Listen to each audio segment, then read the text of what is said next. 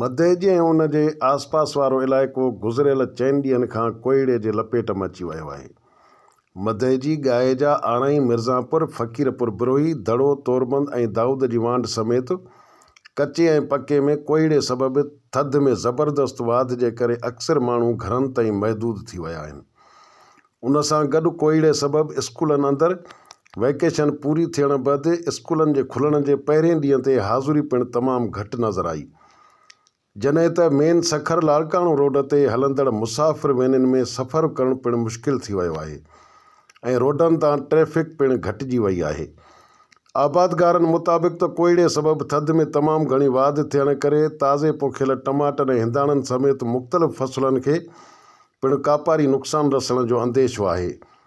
आजुज़ Bhutto, इबरत news, मधेजी।